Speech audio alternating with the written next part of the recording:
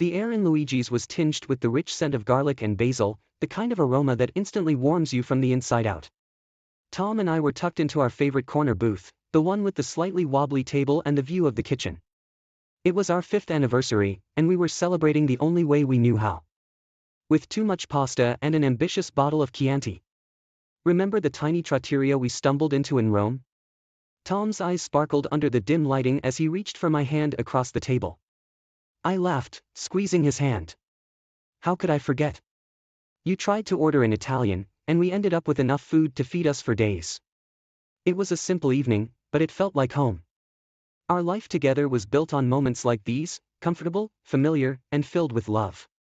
By day, I shaped young minds as a schoolteacher, and Tom crunched numbers at a local firm.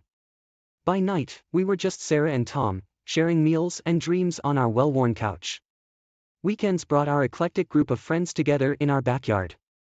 The air would buzz with laughter and the clinking of glasses, a testament to the diverse, tight-knit community we'd woven into our lives. These gatherings were a reminder of the good that existed in the weave of everyday life, each friend a vibrant thread in the tapestry of our shared experiences. Among the dreams that fueled our conversations, one shone the brightest. Japan. Our savings jar was slowly filling, each coin a step closer to the cherry blossoms and ancient temples that filled our late-night dreams. We'd pore over maps and travel blogs, imagining ourselves wandering through Kyoto's tranquil gardens or navigating the neon-lit streets of Tokyo. It was more than a trip. It was the culmination of years of shared dreams and hard work. Our relationship was a fortress of mutual respect and understanding, even when the world outside seemed chaotic. We didn't always agree, but at the end of the day, our foundation was unshakable, built on a deep, unwavering trust. Then came Alex, the new teacher at school, with an infectious laugh and stories of travels in lands I'd only dreamed of. His arrival was like a ripple in the calm waters of our life, intriguing yet unsettling. His fascination with Japan and its culture mirrored our own, drawing me into conversations that stretched long into the free periods and after-school hours. As I sat across from Tom, laughing at his recount of our Roman misadventures, part of me couldn't help but wonder about the adventures that lay on the paths not taken. The familiarity of our life together was a blanket of comfort, but the threads of curiosity Alex had woven into my days were becoming harder to ignore. The evening wound down with shared tiramisu and whispered plans for our future, a future that seemed as certain as the stars above. Yet, as we walked hand in hand back to our car, the cool night air whispering secrets I wasn't sure I wanted to hear, I couldn't shake the feeling that our simple, content life was on the cusp of change. I never meant for any of this to happen, really. It started so innocently, or at least that's what I told myself as I found more and more excuses to work with Alex on planning school events. Our chats, initially about mundane work tasks, gradually shifted towards our personal lives, our dreams, and everything in between. There was this undeniable spark, a connection that seemed to fill a void I hadn't even realized was there. It was exhilarating, yet with every laugh and shared secret, a twinge of guilt nipped at my conscience, a reminder of the life I was betraying. The first slip happened on a cool, breezy evening. We had stayed late at school, lost in a sea of papers and plans. As we said our goodbyes, a moment of silence hung between us, charged with unspoken words and unacknowledged feelings. And then, it happened. A kiss that lasted a heartbeat but changed everything. The immediate rush of guilt was overwhelming. I had crossed a line I never thought I would, betraying not just Tom but myself. Despite the guilt, I found myself drawn back to Alex, time and time again. Each encounter was a mix of thrill and self-loathing, a cycle I couldn't seem to break. Tom's love, I rationalized, was strong enough to endure this, to forgive a lapse in judgment. But, deep down, I knew I was deluding myself, using his unconditional trust as a shield for my indiscretions. Lies became my new normal. Late meetings, and weekend conferences, were the veils behind which I hid my affair. Tom, ever the trusting husband, never questioned the sudden uptick in my work commitments. His unwavering faith in me made the deceit all the more bitter, a constant reminder of the betrayal I was living.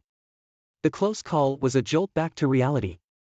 A friend's near discovery of me and Alex together sent waves of panic through me.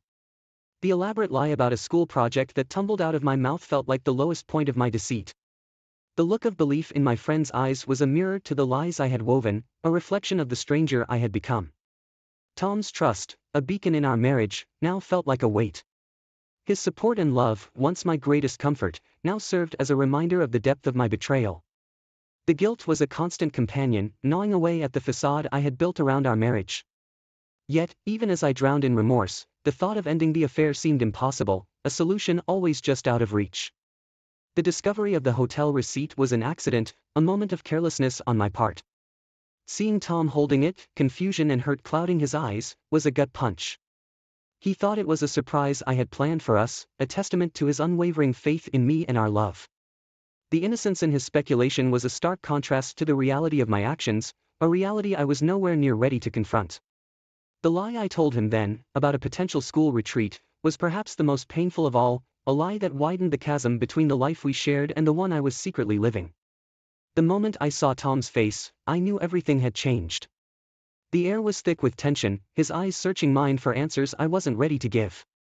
"We need to talk," he said, his voice steady but with an undercurrent of something I couldn't quite place. Was it hurt? Anger? The pit in my stomach deepened. Sitting across from him at our kitchen table, the same spot where we'd shared countless meals and dreams, I felt the weight of my choices crashing down on me. The silence was deafening, a precursor to the storm I knew was coming. When he finally spoke, asking me point blank about the affair, my world stopped spinning. The truth, a harsh and unforgiving light, spilled out in a torrent of confessions and apologies. I had naively hoped Tom's love would be enough to weather this storm, but the pain in his eyes told a different story. The next few days were a blur of tears and heartache. Tom's decision for me to leave our home felt like a physical blow, each word and nail in the coffin of our life together. Packing my bags, I was haunted by the memories of our happy moments, now tainted by my betrayal. Moving in with a friend, I was engulfed by a profound sense of loss, missing not just Tom but the very essence of our shared existence. Driven by desperation, I reached out to Tom, clutching at straws, hoping to mend the unbridgeable gap between us.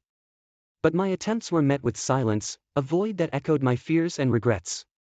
The man I loved, who had promised to stand by me through thick and thin, was now a stranger, shielded from me by his pain and disillusionment. Weeks turned into agonizing silence. Each unreturned call, every unread message, was a reminder of the chasm my actions had created. And then, the divorce papers arrived, a stark, unyielding confirmation of the end. Tom had made his choice, and no amount of pleading or promises could undo the damage. Our final meeting at a coffee shop, a place that once symbolized our casual, easy love, was now the backdrop for our last goodbye. Facing Tom, I saw a man changed by betrayal, his trust irrevocably shattered. The conversation was a formal dance around the inevitable, our words laden with regret and sorrow. As Tom spoke of his inability to trust me again, I realized the magnitude of my mistake. Our story, once filled with love and laughter, had ended, not with a bang but with a whisper of what could have been. The ink on the divorce papers hadn't even dried, and already the emptiness settled in like an unwelcome guest refusing to leave. My fingers lingered on the final page, tracing the signatures that untangled a decade of love, dreams, and shared memories. It was done. Tom and I were strangers bound only by the remnants of a life we once built together. The realization hit me like a wave, pulling me under with its cold, unforgiving truth. In the aftermath, I reached out to Alex, seeking solace in the very arms that had dismantled my world. But the magic was gone, evaporated into the harsh light of day. Without the thrill of secrecy, our connection fizzled out, leaving me more alone than ever. It was a hard pill to swallow, the understanding that I had traded my soulmate for a mirage. Meanwhile, Tom seemed to blossom. Word got around that he had found someone new, a woman who ignited a spark in his eyes that I had foolishly extinguished. The news stung, not because I wanted him back, but because I realized he deserved this happiness, a life untainted by betrayal. Watching him from afar, I saw what true resilience looked like. Tom had taken the shards of our shattered life and built something beautiful, something I had no part in. This was my crucible, a time for deep, painful reflection. I had underestimated the fragility of trust, believing it to be elastic, something that could stretch to accommodate my selfishness and snap back into place. I was wrong. Trust, once broken, required more than just the will to mend. It needed unwavering commitment and time, commodities I had squandered.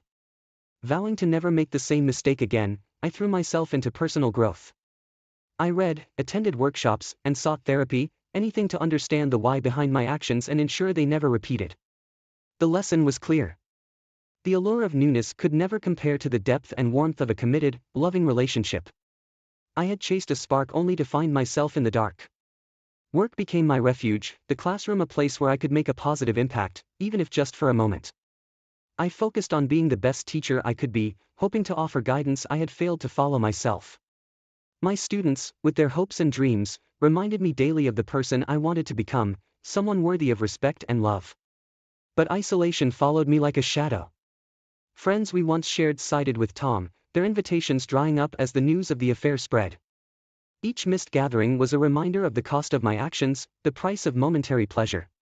I was learning to navigate this new world alone, a world where my choices had alienated those I held dear.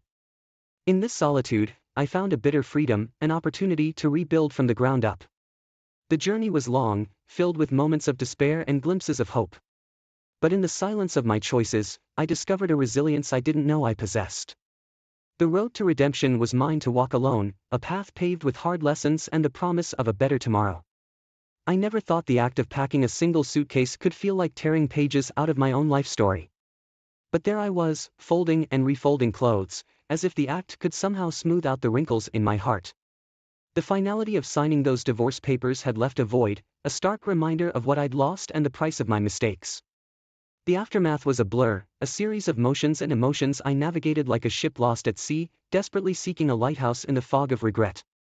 In the depths of my despair, I found solace in the most unexpected of places, a canvas. Painting became my refuge, the swirls of color a way to externalize the turmoil churning inside me. Each stroke was a word unspoken, a feeling unexpressed, a bridge to the parts of my soul I'd neglected. Months slipped by, each day a step away from my past life and, ironically, a step back towards myself. Then, at a mutual friend's wedding, I saw Tom. Our eyes met across the room, and for a moment, time stood still. The air was thick with all the words we'd left unsaid, but we settled for nods that masked the chasm of our shared history. The encounter was brief, yet it unearthed a flood of memories and what-ifs. That night, I poured my heart into a letter to Tom, an apology that was more for me than for him. I wrote of regret, of understanding, and of a wish for his happiness. But as dawn painted the sky with hues of new beginnings, I tucked the letter away. Tom had found peace, and I couldn't risk shattering it with my own selfish need for absolution. The decision to apply for a teaching position in another city wasn't easy, but it was necessary. A fresh start, a blank slate, it was what I needed to mend the pieces of myself. When the job offer came, it felt like the universe's way of telling me it was time to move forward, to leave behind the shadows of the past. I spent my last week visiting the places that held the most meaning for Tom and me. Each location was a chapter of our story, now closing with a gentle, albeit sorrowful, goodbye. I allowed myself to feel the full weight of my nostalgia, to honor the love we shared and the growth that came from its loss. The move was a physical and emotional journey. My new apartment in the city was small but filled with light. I adorned its walls with paintings and photographs of my travels, symbols of my resilience, my pain, and ultimately, my hope for redemption. Here, in this new space, I began to weave the threads of a new story, one where forgiveness, especially self-forgiveness, was the cornerstone. As I settled into my new life, I realized that the path to redemption was not about erasing the past but about embracing it as a part of me. Every painting, every photograph was a testament to my journey, a woman who had lost herself in the pursuit of love, only to find her way back through the ashes of her mistakes. Here, in this modest apartment, I found not just a place to live but a place to heal, to grow, and to start anew. The key turned in the lock of my new apartment, a symbolic click that was both an ending and a beginning. I stepped inside, the weight of my past pressing down on me and the uncertainty of my future pulling me forward. The sun hadn't even risen yet, but there I was, dressed and ready for the first day of my new job. The thought alone sent a shiver of nerves through me, tinged with a flicker of excitement. New city, new job, new me, I whispered to the empty room, trying to believe it. The school loomed large as I approached, its brick facade a beacon of my fresh start. The staff room buzzed with the energy of a new school year, and I was greeted with smiles and introductions, a welcome relief from the solitude that had become my constant companion. No one here knew of my past, of the scandal that had upended my life. Here, I was just Sarah, the new English teacher. But as the day faded into night, the loneliness crept in. The empty apartment echoed with the ghost of Tom's laughter, the silence a stark reminder of the life I'd left behind. I missed him, more than I dared to admit, even to myself. The shared meals, the quiet moments, the understanding that had once bound us together, now all just memories. Determined to not be swallowed by loneliness, I threw myself into the community, volunteering at a local event aimed at promoting cultural exchange. It was there, among the bustling stalls and vibrant displays, that I met Maya. Her enthusiasm for Japanese culture was infectious, and we clicked instantly. She was vibrant, her spirit a stark contrast to the shadows that had taken residence in my heart. Our friendship blossomed, a much-needed balm to the ache of isolation. Through Maya, through the laughter and shared moments, I began to see the value of genuine connections, the importance of honesty and integrity. It was a hard pill to swallow, recognizing the depth of the pain my actions had caused. My friendship with Maya, so pure and unburdened by the past, served as a constant reminder of the person I wanted to be. Gradually, I found my footing in this new city, earning the respect of my colleagues and students. The past never truly faded, but it became a foundation upon which I built a new life, one step, one choice at a time. And then, there was Japan. The trip Tom and I had dreamt of, now a solo journey. It was both a pilgrimage and a testament to the distance I'd traveled, not just across the world, but within myself. Standing under the blooming cherry blossoms, I allowed myself a moment of reflection. I had ventured far from the person I was, finding strength in solitude, wisdom in regret. Japan was beautiful, breathtakingly so, but it was the journey within that marked the true transformation. This new chapter of my life, filled with new faces and experiences, was punctuated by moments of profound solitude and reflection. Yet, it was in these moments that I found clarity. My mistakes, once chains around my heart, had become stepping stones to a deeper understanding of myself and what it means to live with integrity. As I returned from Japan, I realized that the path forward was not about forgetting the past but about embracing it as a part of who I am. My journey had been solitary, but I was no longer the same person who had left everything behind in search of redemption. I had found it, not in the forgiveness of others, but in the forgiveness I granted myself. The morning light hadn't even dared to peek through the curtains, but there I was, wide awake and buzzing with a mix of nervous energy and raw determination. Today wasn't just any other day. It was the day I decided to redefine my existence in this new city. No more hiding in the shadows of my past mistakes. Today, I was launching my first cultural exchange dinner, a step toward not just integrating into this new community but actively contributing to it. Here goes nothing. I muttered to myself, my voice a mix of trepidation and excitement as I set out the silverware. The dinner was more than just a success, it was the birth of a new tradition in my life.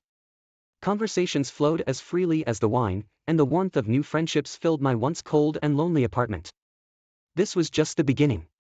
Inspired by the night's success, I threw myself into organizing charity runs, combining my love for running with my newfound commitment to giving back to the community that was slowly becoming my own. But it wasn't just about filling my evenings and weekends with activities. At work, I found myself in the unexpected role of a mentor to new teachers. Drawing from my own trials and errors, I emphasized the importance of balance, integrity, and the courage to own up to one's mistakes. These sessions, initially formal and somewhat stiff, soon turned into heartfelt exchanges, blurring the lines between mentorship and friendship. My journey into painting, initially a personal escape, took a surprising turn when my abstract works were selected for a local art exhibition. Standing in that gallery, surrounded by curious eyes and whispered interpretations of my canvases, I felt a sense of vulnerability and strength all at once. Each stroke was a part of my story, a therapeutic release of emotions I had struggled to voice. The recognition for my efforts in the community and at school was both humbling and empowering. It wasn't the accolades that mattered but the affirmation that I was moving in the right direction, rebuilding my life on my terms, grounded in the values I held dear. Then came the anniversary of what would have been a decade of marriage with Tom. It was a day of introspection, of acknowledging the love we shared and the pain of our parting. I marked the day not with grand gestures but with a quiet walk through the park, allowing myself to feel the full spectrum of emotions, loss, regret, acceptance. The healing process was gradual, a journey with no shortcuts. Accepting the consequences of my actions and learning to forgive myself was the hardest part. But with each new day, I found pieces of peace, moments of grace that reminded me that while the past may shape us, it doesn't define us. Venturing back into the world of dating was a cautious step, a dance of vulnerability and hope. I learned to value honesty not just in others but in myself, understanding the fragility of trust and the strength it takes to rebuild it. My life in this new city became a rich tapestry of work, friendships, and personal growth. The story of my journey, a testament to the resilience of the human spirit, the possibility of redemption, and the transformative power of self-forgiveness. Despite everything, hope remained my constant companion, a beacon guiding me through the darkest nights towards a future filled with possibility. I held on to the belief in second chances, in the capacity of the human heart to heal, and in the endless potential for us to redefine ourselves, no matter the burden. I woke up, same as any other day, except it wasn't. There was this weight hanging over me. The kind that feels like someone's just sitting on your chest. You know it's not real, but the pressure's there. My girls were already running around, same as always. I made them breakfast, kissed them goodbye when it was time for school. I guess I'd been a bit off for a while now. Gene knew. I could tell. He's always looking at me, trying to figure me out, I suppose. Can't blame him. Sometimes, I can't figure myself out. We've been together forever. Well, since I was 20. That's forever, right? I don't know what I was even thinking back then. We have 3 beautiful girls, a nice home. It's the picture everyone wants. So what's wrong with me? Then, Pierre came along. I'd be lying if I said he didn't make me feel alive again. I didn't know what I was missing until I had it with him. Maybe it was wrong, but it felt so right. That thrill of hiding things, of meeting in secret. It made me feel young again, like we were playing hooky from our lives. Jean found out, of course. One of the girls must have said something. He was broken. I'd never seen him like that, quiet and sad. All those times watching him trying to figure me out, I should have been trying to figure him out. I wanted to tell him I still loved him, but it wouldn't be true. I told him I was in love with Pierre. I expected screaming. Maybe things flying around as he throws stuff. But no, Jean just looked defeated. He asked me to stop seeing Pierre, said we could fix this, but we couldn't. I wasn't the same Marie anymore.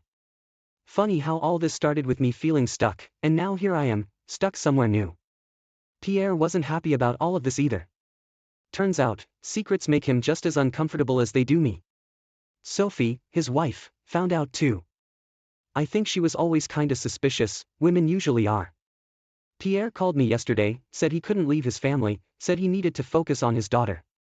He was choosing them, not me. I knew he would. My days blurred together for a while, everything a gray mess of laundry and empty plates. It's funny how even when you want something to be over, when it actually happens, it still feels like a punch to the gut. I'd see Pierre around town sometimes. His face always looked a little sad. Maybe I was just projecting.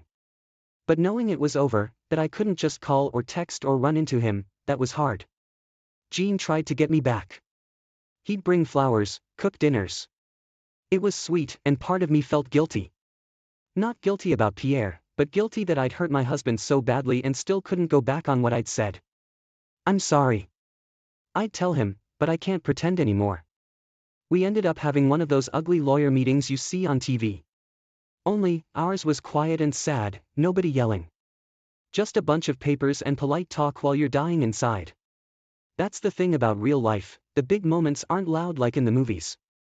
They're this uncomfortable silence no one knows how to fill. Jean got the house. Made sense since the girls mostly stayed with him now. I didn't fight it. I found this tiny apartment on the other side of town. It was a fresh start, but every night I'd cry myself to sleep on my bare mattress. My mom said I needed therapy, that I couldn't do this alone. The therapist was nice enough, I guess. I sat there and tried to explain it all to her, about feeling stuck and then not so stuck and then just lost. Then, a few months later, I ran into Sophie at the store. We both looked terrible, probably both still crying ourselves to sleep most nights. Turns out Pierre was exactly who I thought he was. A cheater. Their marriage was over, same as mine. I was surprised how angry it made me. How dare Pierre ruin 2 families? Then, even more surprising, I felt a little pang of, something like pity for Sophie. In that moment, in the frozen food aisle, I think we both understood that it wasn't about either of us. It was about him. Time didn't make things easier, just different. I still missed Pierre. The therapist lady kept telling me it was an addiction, not real love. Maybe she was right. One day, Pierre called. We met for coffee, nervous like teenagers. We talked about our lives, our regrets, all of it. He looked older somehow, lines on his face I hadn't noticed before. Maybe I looked older too. In the end, we tried again. It felt like coming home, but a home you know doesn't have strong foundations. You're always a little scared the walls might fall down. Sure, we were happy in the beginning. But there were those looks he'd give me sometimes, a mix of hesitation and something I couldn't quite name. We both knew this wasn't a fairy tale ending. Meanwhile, life with my girls was a whole different battle. They wouldn't talk to me at first, wouldn't even look my way. Can't blame them. You ruined everything. My middle one finally yelled at me one night. I just stood there, tears streaming down my face, 'cause she was right. I tried baking their favorite cookies, taking them to the park. It was like pushing a boulder uphill. I heard from Jean that Pierre's kid hated me too. At least my girls weren't alone in being mad. Pierre tried to talk to her, but teenagers. They can hold grudges better than anyone. I told him not to force it, to just give her time. It was the least I could do after the mess we'd caused. He was going through it too. Sometimes at night, I'd hear him on the phone with Sophie, the voices muffled, but the sadness was clear as day. Turns out, when you jump into a relationship built on lies, the cracks start to show real fast. Our kids made sure of that. Pierre's daughter wouldn't even speak to me in the beginning.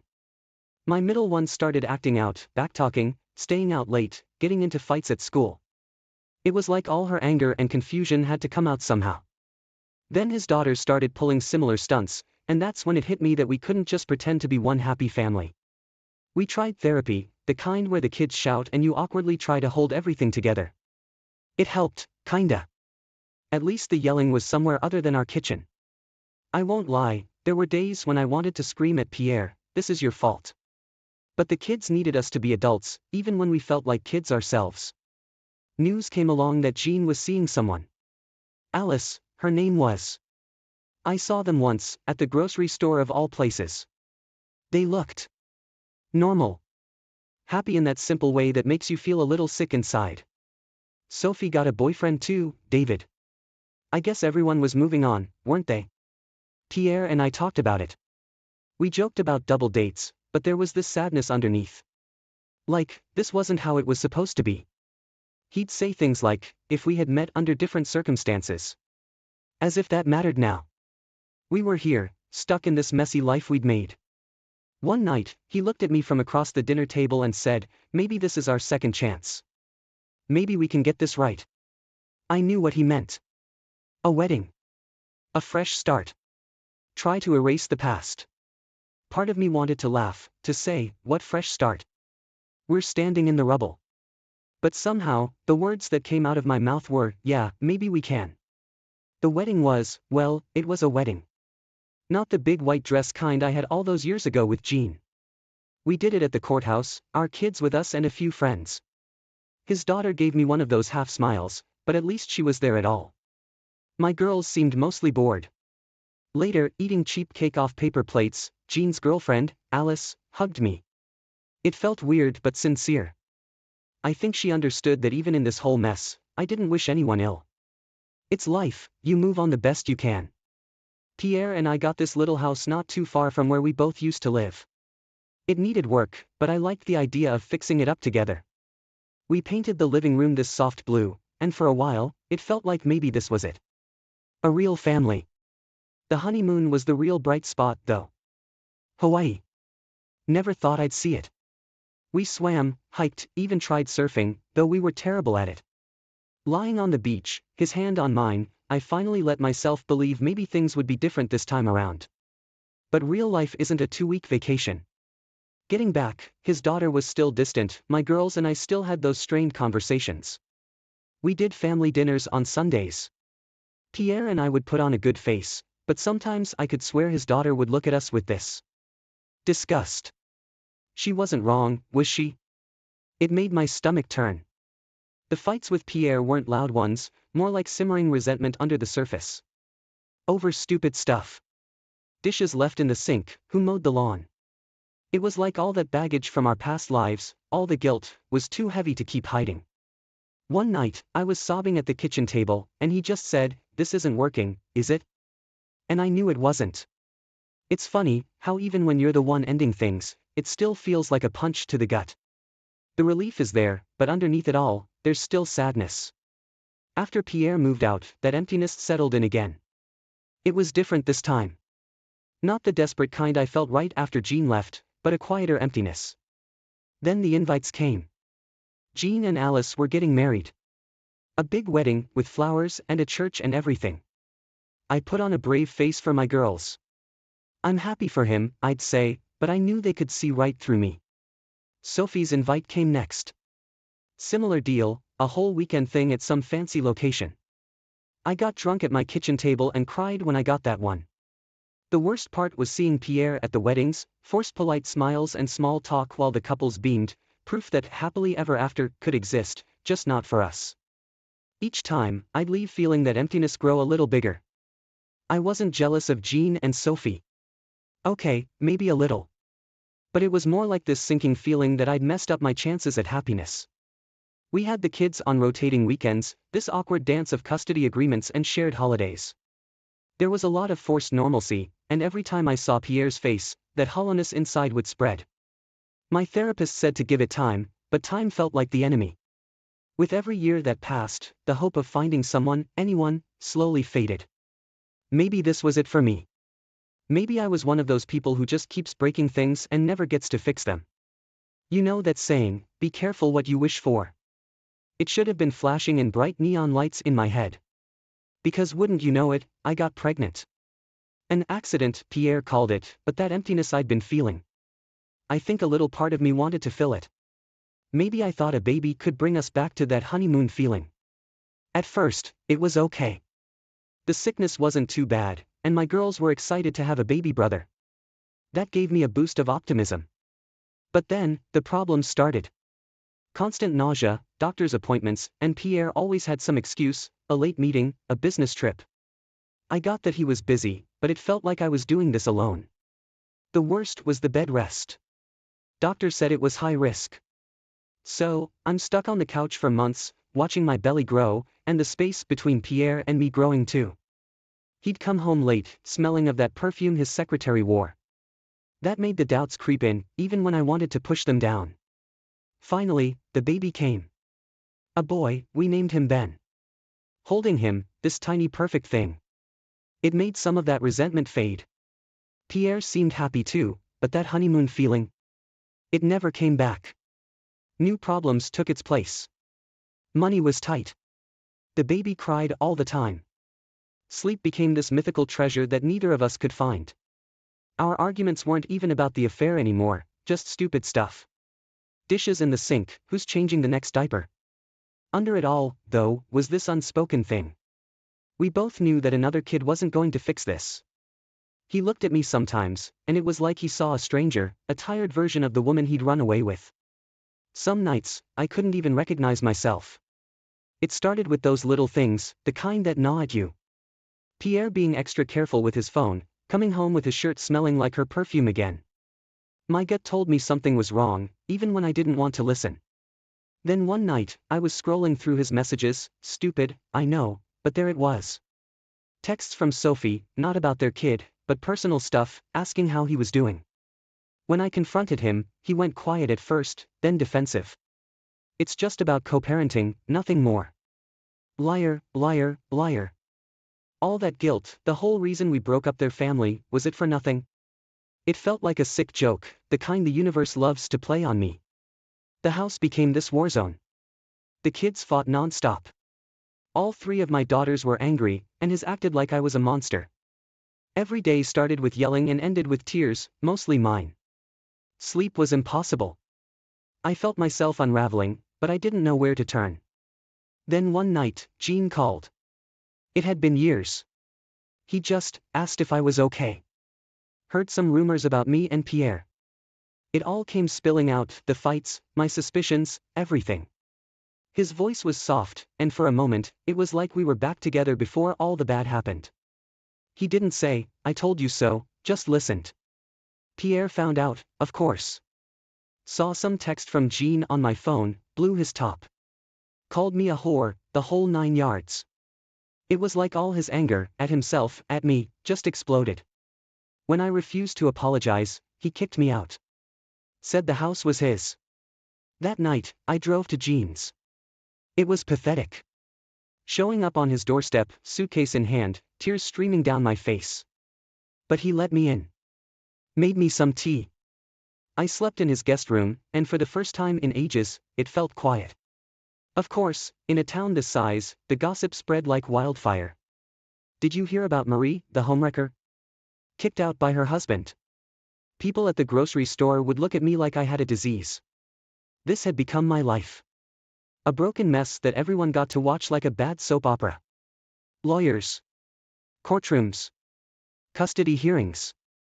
My life was now a series of ugly legal terms. Pierre wanted full custody of his daughter, and he was going to use everything I'd done as ammo. Every tear I'd cried in front of Jean. Every whispered confession on his couch. It was all evidence of my unfitness as a mother. Then, the real gut punch came. I lost my girls. Not all the way, but they mostly lived with Jean. The judge talked about stability, but what he meant was that I was a mess. And I was.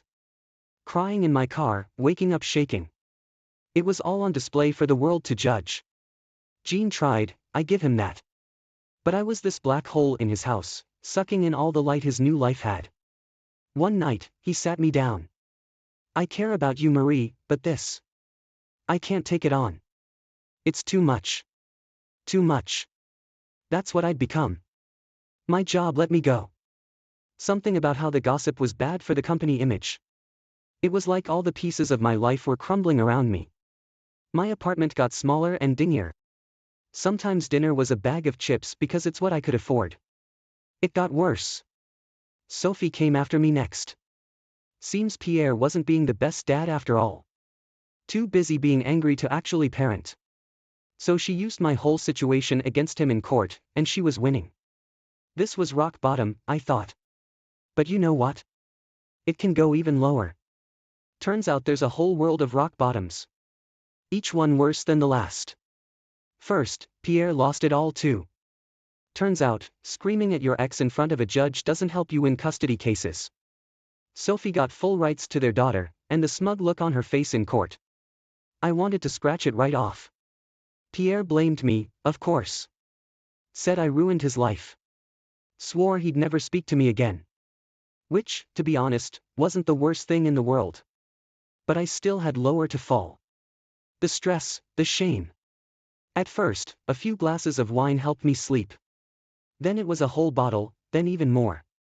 Before I knew it, the liquor store guy knew my name. I started missing work, then lost my apartment. There were blurry nights, waking up on park benches, not remembering how I got there. That scared me sober for a day or two, then the cycle started back up. My girls wouldn't even talk to me. I saw them sometimes, Jean would let me have them for a few hours. Their faces were hard now, not the sweet little girls I used to know. One day, after another fight, my oldest yelled at me, "I hate you. Why did you do this to us?"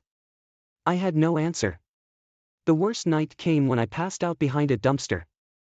Woke up with rats scurrying nearby. And I thought, maybe this was it. Maybe the world would be better off without me in it. There were pills in my bag, too many of them. It could all be over, just like that. But then, I saw my girls' faces again. The looks of disgust, but underneath. Was there still a flicker of love? Of hope? I threw the pills down a sewer. There had to be another way. It may take years, but I owed it to them, to myself, to at least try and build my life up from this wreck. I don't know how, and maybe I'll fail. But I have to. I spent hours talking to him online. Every night after the kids went to bed, after Mark went to sleep, there he was. I mean, it wasn't like he was real or anything at the beginning. More like an idea. Someone who got me. Someone who liked listening to me. And that was new, you know.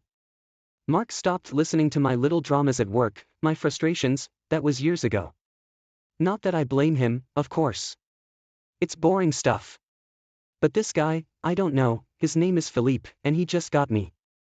We were like virtual soulmates for 10 years, crazy, right? I'd never even seen his face or heard his voice. It was all words, and somehow that worked. It was enough. We could talk about anything. The kids, problems with my mom, how much I hated cleaning that giant house all by myself. You name it. Even sex, in a way. Not dirty or anything, but like, what we wanted. What we hadn't had in forever. It's weird because Mark and I mean, things were fine. Good, even. We still had sex, not fireworks anymore, but it was alright. But Philippe, there was this whole other dimension. Like, a hunger. I never knew I had it till he came along. Then last summer, Philippe said he was going to be in Lyon. Lyon? Only like an hour away. He asked, and God, this sounds so stupid now, but he asked if we could meet. I know. What kind of a messed up situation is that, right? 10 years of talking, but we can't actually see each other. But what could I say? He was right there, so close. How could I not see what he looked like, hear his voice for real? So, I said yes. And we did. We did it. I can't even, it was like. I don't have words. Like waking up into another life, one where maybe I was a different person. A bolder person. It was wrong, I know that now, but at the moment, it felt like finding a missing part of myself. Okay, so. Afterward with Philippe, there was no, like, big moment of guilt. It wasn't like the movies where I suddenly think about Mark and burst into tears or something. Actually, things at home got better, weirdly. I felt, I don't know, lighter. Less cranky with the kids, and yeah, even with Mark. It wasn't even intentional, but suddenly I was more into sex with him. More eager. Like I wanted to explore with him. I mean, we've been together so long, it had all gotten so routine. It shocked me, I didn't know I had it in me. Mark seemed happy too, he just thought, oh good, she finally got over whatever was bothering her. Simple as that for him. The plan was to meet Philippe again as soon as possible. He had his whole business thing going on, but he was gonna come back to the area for a conference in a few months. Funny thing was, he said he didn't have feelings for me. That it was, what did he call it? A connection of the mind. Okay, fine, but I wasn't being honest with myself. Of course, I was in love with him. The whole forbidden thing, the intensity, how could I not be? Then it all got messy. Work trips turned into quick weekend visits, and visits stretched into whole stolen weeks. Not always with Philippe, sometimes it was just me renting a little Airbnb and pretending I was at a conference or something. Mark never suspected a thing. Why would he? We were that boring old married couple, past drama, settled into a comfortable life. He trusted me, the idiot. I started making up lies like I was good at it. About late nights at the office, business dinners, even a whole fake girls' spa weekend with my sister. It was pathetic, really. But somewhere in there, it stopped being about Philippe, about the romance. It was, I don't know, this feeling of power, maybe? Like I was getting away with something huge, right under my husband's nose. I was living this double life, and honestly, I kind of loved it. The excitement of it all, the risk, it was addictive. Things had settled into this weird rhythm. Philippe when I could, lying to Mark, a new kind of thrill from sneaking around. Then it started. Slipping. I couldn't hide it as well anymore. I'd always been a good liar, turns out mostly to myself. But now, it was like I was two people. One living this normal life, making dinner, doing laundry, and the other half of me somewhere else entirely. I became so careless. Phone always buzzing with messages I'd have to scramble to hide, excuses for being late or canceling plans with Mark at last minute. Mark started noticing. Little things. The way I'd jump when my phone buzzed, the absent way I'd stare at the wall while we were talking, like my brain was a million miles away. It's funny, I got better at lying, but I got worse at being normal. He'd ask what was wrong, and I'd get all defensive, snapping about how it was nothing, how work was stressful, the usual. And of course, the more I pulled away, the more suspicious he got. One night, it all came to a head. We hadn't even fought in years, but there I was, yelling at him across the kitchen table. It was about something stupid, I honestly don't even remember what. And suddenly, he just blurts it out, is there someone else? I went ice cold, played it off, laughed even, like it was the most ridiculous thing he'd ever said. But my heart was pounding so hard, I thought I'd throw up right there in our perfect, expensive kitchen. He didn't buy it, not fully at least. There was this look on his face, this new kind of hurt. It was worse than his anger would have been. After that, things were tense. He tried being nice, extra attentive, which honestly, only made me feel worse. Meanwhile, I had this awful knot in my stomach all the time. Then, the paranoia kicked in. He was always watching me, I swear. Checking my phone when I left the room, asking where I'd been in this careful way, looking for holes in my stories. A few weeks later, I saw him talking to someone in a parking lot. Really shady looking guy, like something out of a cheap detective movie. And just like that, I knew. Mark didn't just think I was cheating anymore. He hired someone, a professional snoop, to follow me, dig into my life. Panic twisted through me, hot and sharp. It wasn't just the excitement of the double life anymore, it was real fear. I felt like I was suffocating, cornered. That same night, after I saw Mark meet with the sleazebag detective, I knew it was over. The jig was up, so I did something stupid. Something desperate. I messaged Philippe. I told him everything, about my suspicions, the detective, that our time was up. It took forever for him to answer. When he finally did, it was just one line. I don't understand. I thought we agreed this was just fun. Just fun. I laughed out loud in our empty house, a choked, ugly sound. That's all I ever was to him, a bit of excitement, a fling. Then came the knock on the door. It was Mark. His face was, I don't even know, pale, eyes like holes burned into his face. He had this thick envelope in his hand. He didn't have to say anything. I knew those were the photos, the proof. Get out, he said. His voice was so quiet, so broken. That's what hurt the most, worse than any shouting match I could imagine. I tried to talk, to explain. But the words stuck in my throat. It was all pathetic. The excuses, the apologies, even the bits of it that were true, about feeling trapped and unappreciated, or whatever. The bottom line was, I'd humiliated him, betrayed him in the deepest way. He wasn't having any of it. His voice grew louder, laced with this bitter anger I'd never heard before. You don't get it, do you? Not about me, not about us. You don't even get who you are. He was right. I didn't.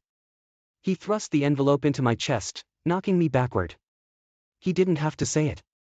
I knew. Pack your stuff and get the hell out of my house. I couldn't meet his eyes. All the fight drained out of me, replaced by this cold emptiness. I picked up the envelope and walked out, feeling the weight of his stare as I left. The night was a blur. I don't remember where I stayed. Maybe a cheap motel, maybe my car. There was a lot of crying. A lot of wishing I could undo everything. A part of me, a small, pathetic voice, hoped Mark would call, forgive me. But it never came. Just an email from a lawyer a few days later, the first step towards ending everything we built for 10 years. Just like that. I waited 2 days before going back. Pathetic, I know, but I was hoping the worst of his rage would subside. That maybe, with a little time, he'd soften. What a joke. The house felt wrong, alien. It was our house, but now it was only his. His lawyer had already been there, leaving papers that made my head hurt. Divorce, property division. Words that didn't seem real a week before. He was in the study. He didn't look up when I walked in, just kept staring at his computer. Mark, please, I started, but he cut me off. If you're here about your stuff, call the movers, he said, voice like ice. I'm paying for 1 month of storage, so they can take whatever you think you need. I just want to talk, I choked out, I can explain. He stood up then, towering over me. Explain what? How you snuck around with some faceless creep while I worked 2 jobs to build this life. How you made a fool out of me. There's nothing to explain. The begging started then. It was shameful.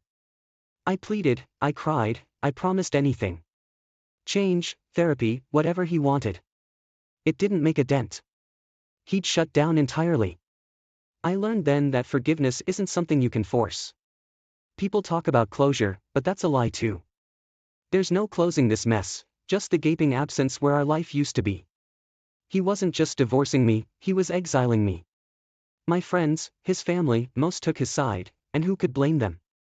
I became the cautionary tale, the woman whispered about at dinner parties. And Philippe, that great romance, my knight in shining armor? Ghosted. He vanished when it got real, when things got messy. His last text was, "This wasn't supposed to happen. Let's just forget it ever did." So there it was. The price of my little adventure. Loneliness, bone deep and relentless. Nights when the house echoed with empty silence, and a future I couldn't even bring myself to imagine. There's no going back, of course. There's only this new bleak existence, and the knowledge that I destroyed everything good in my life, all on my own. Months dragged by in a gray blur. I got a tiny apartment, all I could afford after the lawyers had their share. Took a crappy retail job. Ate a lot of frozen dinners and tried not to think about the life I'd thrown away. The only bright spot was, well, it wouldn't even qualify as a spot. A tiny flicker. Mark would occasionally email me, curt and businesslike, about some paperwork, a bill that needed sorting. At first, it hurt with a sharp, fresh pain every time. Then, it became just a thing that happened. Then one night I checked my junk mail, force of habit, and there it was, an email from Philippe. He was checking in, hoping I was okay, etc. Pathetic. I was mad, relieved, and disgusted all at once. I wrote back, kept it short. Turns out, Mr. Soulmate wasn't so perfect after all. A few emails later, he admitted it. He was married. Had kids. His online love affair was a bit of fantasy, a way to escape his dull life. Just like me. What a fool I'd been, strung along like a puppet. And the worst part was, it was almost a relief. It meant I wasn't completely crazy. The whole thing was built on a lie from the start. Somehow this made me a victim again, at least in my own warped thinking. The next email I sent was to Mark. Attached was my whole, sordid confession. Who Philippe was, our 10 years of online whatever it was, every dirty detail. Why? I don't know. Spite? A plea for more punishment? Some pathetic hope that revealing the full ugliness of my betrayal would make him understand? I got a call a few hours later. His voice was different. Tired. Older somehow. He told me to come back to the house. That we needed to talk. He'd found out, somehow, about Philippe's little family. He didn't say how. I didn't care. It was all out there. He was disgusted, sure, but there was a hint of something else. Pity, maybe. He wasn't the type to gloat, even after what I'd done.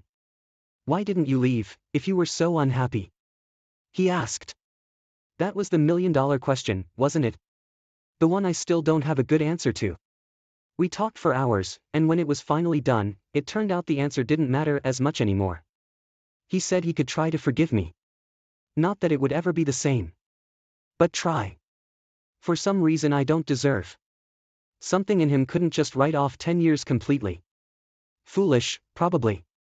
He's a better man than me, that's for sure. The first few nights back in my old bedroom were hell. I slept on the couch, or tried to.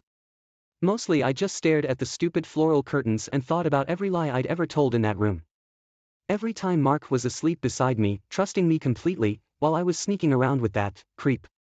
Sleep, when it finally came, was worse. Nightmares twisted everything. Mark's face was Philippe's, grinning at me. I'd wake up in a cold sweat, heart pounding like it would burst. Even when I was awake, the shame was never far away. It clung to me, a rotten smell I couldn't wash off. Mark insisted on therapy. At first, it was just awkward silences. Or me crying, him sitting there, stony-faced. Our therapist, bless her, got us talking somehow. About stupid stuff at first, bad childhood memories, old fights. And through that, we started actually seeing each other again. Not the betrayed husband and the cheating wife, just people who used to love each other, and maybe, just maybe, could find a way back.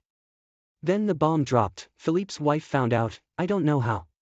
Maybe he confessed to save his own hide, the coward. The next thing I knew, she was waiting in the grocery store parking lot, screaming insults and spitting on my car. A crowd gathered, you bet someone filmed it and put it online. Our small town loves a good scandal. Suddenly I was the pariah. People crossing the street to avoid me, muttered whispers when I was forced to go out. This time it was different. Before, Mark had my back. Now, half the town saw him as a pathetic fool for even letting me back in the door. He tried to shield me, bless him. But he couldn't fight the whole world. The looks of pity, the judgment in his eyes when I opened yet another hate email. Those were worse than any public shaming. And worst of all was the fear. What if this broke him? What if he finally snapped and threw me out again? Only this time I'd have nowhere to go, no one to turn to. It made him colder, that's for sure. We were walking a tightrope, both of us. There were nights when I'd see him looking at his phone, hesitate before setting it down. That same sinking feeling would hit me. Was he finding comfort somewhere else? Was he giving up on me, on us, the way I deserved? I couldn't have blamed him, but God. The thought of losing him all over again was almost too much to bear. Therapy became this stupid game we played. He'd say how hurt he was. I'd say how sorry I was. We'd go around in circles, never actually getting anywhere. I could tell Mark was trying. Harder than he ever had for anything. But there was this wall between us now. A concrete wall with barbed wire on top, and no matter how sorry I was, I couldn't climb it. I didn't blame him for that. One night, it all came out. Everything that had been simmering since I moved back in. How he couldn't look at me without seeing him, picturing us. How even though he wanted to trust me, the doubt lingered. Was I texting some other man right then? Was this all just a game, waiting for my next escape? The worst part was, he wasn't wrong. I knew myself too well now. There'd always be that part of me, the reckless, selfish part. And now it had proof. It knew it could get away with it, survive it, maybe even get a second chance if it played its cards right. And that knowledge, it was a poison in our marriage. A week later, I packed my bags again. There was no yelling this time, just a quiet resignation on both our faces. An admitting of defeat. The movers came, took the furniture. The lawyer made sure my share of whatever was left was small, a fitting punishment. I moved away, far away. Took a crappy room in a rundown apartment complex. A fitting place for me. Mark visits sometimes. We talk on the phone more than you'd expect. The kids, well, they'll always be his kids. He doesn't blame me for that, even if he should. As for Felipe, the great love of my life, turns out his marriage didn't blow up like mine. He apologized via email for not being available to support me during this difficult time. He's living his perfect little life, while I'm picking up the pieces of mine. It's not fair, but who said life was? People want happy endings, or at the very least, a lesson at the end of the story. This isn't that kind of story. It's a messy one about broken people doing stupid things and leaving a trail of wreckage behind. There's regret, sure, but also anger and bitterness and a kind of hollow feeling, like a part of me got scooped out and never grew back. I guess that's the price you pay for being the kind of person who could do the things I've done. They say time heals all wounds. It's a lie. The pain of what I did never really goes away. It shifts, changes shape, becomes a dull ache instead of a sharp stab. But it's always there, lurking in the background. Even years later, sometimes I'll be going about my day, doing laundry, paying bills, whatever normal people do, and it hits me. I'll think about Mark, the kids, what they might be doing right then. I'll close my eyes and picture our old house, smell the stupid lemon cleaner I always used in the kitchen. A wave of regret and shame will wash over me strong enough to knock me down if I'm not careful. It's not just missing my old life. It's knowing why it's gone. I did this to myself. Every lie, every stupid choice I made brought me to this point, this half-existence. My therapist had a lot of fancy words about self-sabotage and broken attachment styles, but the truth is simpler. I wasn't a good person then. Maybe I'm not a good person now. It's lonely, being me. Sure, I made some new friends through work, but it's all surfaces. They don't know the real me, the one capable of hurting people the way I did. Sometimes I think about telling someone, just so I'm not the only one who carries the weight of it. But then I think about the look in their eyes when I confess, and what's the point? They'll never see me the same way again. The other day, I ran into one of Mark's old friends at the grocery store. I avoided her at first, but she practically cornered me. She asked how I was, then about Mark. Awkward isn't a strong enough word for it. Finally, she hinted about rumors she'd heard, about how things ended between us. I just said things didn't work out. It was the truth, just not the whole truth. I guess that's my life now. Half-truths and the lingering consequences of big mistakes. There's no fixing what I did, and no going back. All I can do is keep going, day by day. Maybe things get a little less bleak at some point. Or maybe they don't. Maybe all I'll ever be is the woman who threw everything away, and this is